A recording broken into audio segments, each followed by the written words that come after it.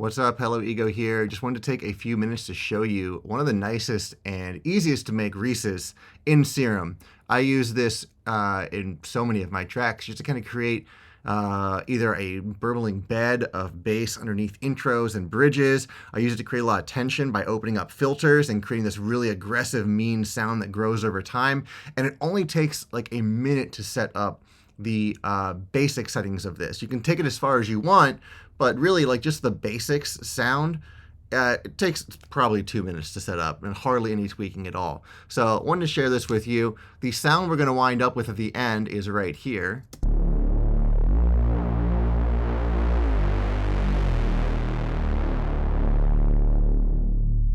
You can hear it's got a lot of meat, a lot of grit as I open that filter up, as it swells up there, and you pull it back and it just becomes really like kind of burbling and aggressive and cool. I love this sound. It's almost like I feel like I use it too much sometimes because it's just so easy to go to and it's so quick to make. Before I start, I just want to say if you like this tutorial, then you can go check out my Patreon. I've got lots of other tutorials on there. I'll even throw the preset for this Reese up there. We can see you got a tip jar, monthly sample pack, right? I do monthly tutorial videos. These monthly sample packs I make using my modular synth, which I got over here to the right. So tons of crazy modular sounds in there. I offer track review, right? Up to 4 sessions per month. So I'll just send me your tracks. I'll go ahead and review them for you, give you really solid in-depth feedback. Custom sample packs, if that's something that you're interested in, you can just send me some specifications. I'll make a sample pack that is only for you. And also I offer private lessons as well. So let's go ahead and dive back into it here. First of all, what I'm going to do is just open up a new instance of Serum. And I'm going to drag this MIDI down here so we can use the same MIDI that I use. Now, when you open it up, it's going to sound like this. Right? Just the basic, default saw wave. And this is what we're going to stick with. We're going to stay with the default saw wave here. And like I said, you can make this in about under a minute or so. So I'm just going to show you how to do that. I basically crank the unison up, and now you can start to hear it. Right? But it's kind of fuzzy, it's kind of crazy, right? Turn that filter on. Now we got the more muted sound. Turn the drive up quite far. That's the secret sauce right there. Hitting that drive and turning that up, that's really, really important to this sound because that's what gives it the meat and the girth and the hugeness, right?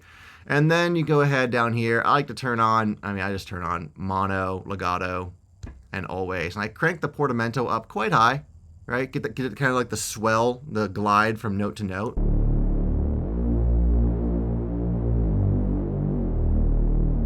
And that's it. That's it. I mean, you can take this further, and I'm going to go a little further with it. But like if you just want to know how to make this Reese sound, that's it. Play with the filter cutoff settings.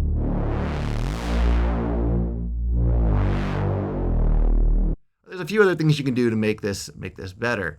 First of all, turning the unison up is going to make your subs really wide, which is cool. You can do that if you'd like to make some really, really wide subs in there. Totally a fan of that. But I sometimes like to turn the sub on and that gives you a nice like mono-centered sub oscillator. And then another thing you can do is turn on some distortion. I usually crank the mix down a little bit on this because as the filter opens up, it can get a little bit like spitty sounding. Right? It loses some of the meat. So if I turn this mix down, then we get some of the dry signal coming through.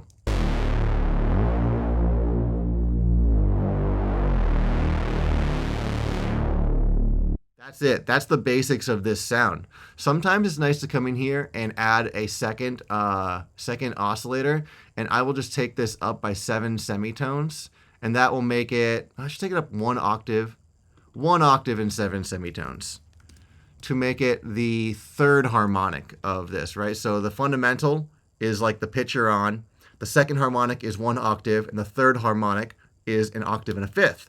So if I take this up 1 octave and 1/7, we now get this like fifth above the Reese. And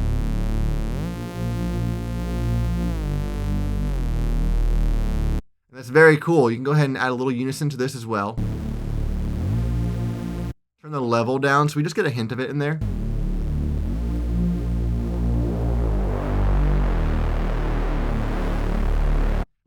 fills out that mid-range, fills out and thickens the higher harmonics. If you also want to come in here and add a little chorus, that can sound nice. I like to put my chorus before distortion. Just makes it sound, gives it a little bit more movement. You can go too far with it, right? Turn it all the way up, it gets really like hazy sounding.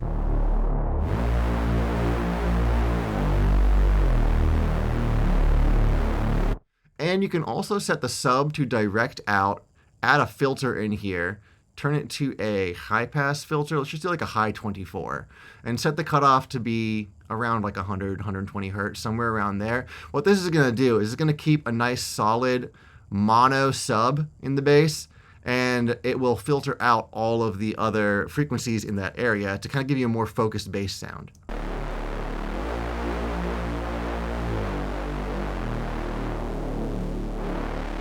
But, you know, I really kind of like to have some width in there when I'm doing these kind of basses. So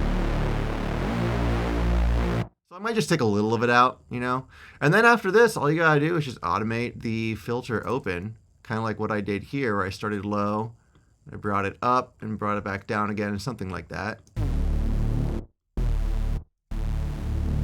Oh, you know, one other thing, we gotta set the, I forgot to do this, we have to set the B oscillator to go through the filter as well.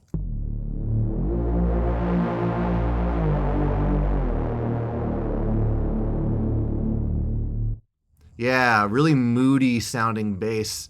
I use this a lot for risers, right? So, or just to create tension while moving towards a drop or something like that. So we just start out with the filter kind of low.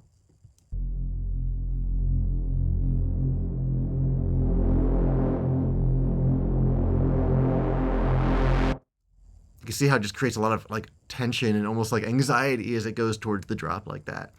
So I hope you found this useful. Like I said, there are more tutorials like this on my Patreon. There's a link in the description of this video down there. Would love to see you there. And yeah, talk to you next time.